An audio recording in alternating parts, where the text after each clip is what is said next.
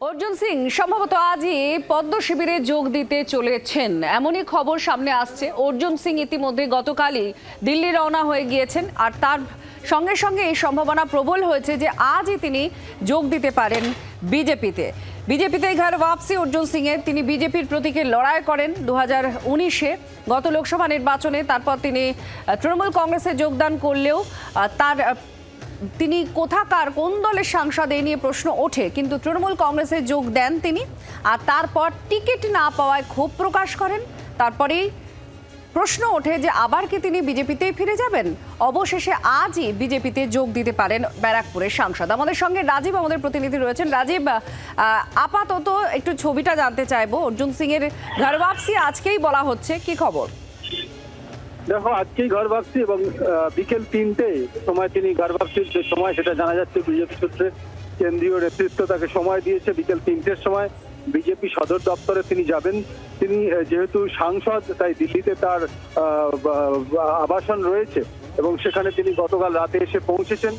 আজ বিকেল 3টের সময় তিনি বিজেপি দপ্তরে যাবেন এবং শুধু অর্জুন সিং একটা নয়, তার সঙ্গে রয়েছেন তৃণমূল কংগ্রেসেরই তমলুকের সাংসদ দীপেন্দু অধিকারী। তিনিও গতকাল রাতে দিল্লি এসে পৌঁছেছেন এবং আজকে বিকেল 3টে নাগাদ তারা বিজেপি দপ্তরে যাবেন এবং সম্ভাবনা রয়েছে আনুষ্ঠানিকভাবে বিজেপি দপ্তরে। রাজীব, টিকিট না পাওয়া নিয়ে ক্ষোভ, আর সেখান থেকেই এই সিদ্ধান্ত অর্জুন সিং এ, এমনই জল্পনা চারিদিকে রয়েছে। সে জায়গায় তিনি কি টিকিট কনফার্ম করতে পারবেন বিজেপি থেকে ব্যারাকপুরের জন্য? দেখো, একটা বলা যেতে পারে রাজনীতির যে বিজেপিতে তিনি জিতেছিলেন বিজেপির টিকিটে, মাঝে তিনি তৃণমূলে গিয়েছিলেন, কিন্তু আনুষ্ঠানিকভাবে যোগ দেননি বলে তিনি দাবি করেছেন ঘনিষ্ঠ মহলে। অর্থাৎ আবার আমরা দেখেছি রাজ্যের মুখ্যমন্ত্রী মমতা বন্দ্যোপাধ্যায় বলেছেন তিনি বিজেপিরই সাংসদ এবং তাকে তৃণমূল কংগ্রেসের টিকিট না দেওয়ার ফলেই তার অভিমান হয়েছে, তার পোষা হয়েছে।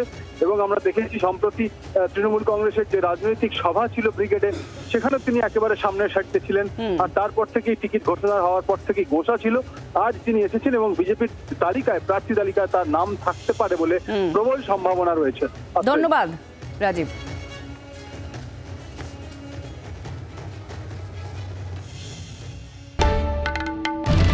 বাংলার আওয়াজ, বাঙালির আবেগ, জি 24 ঘন্টা।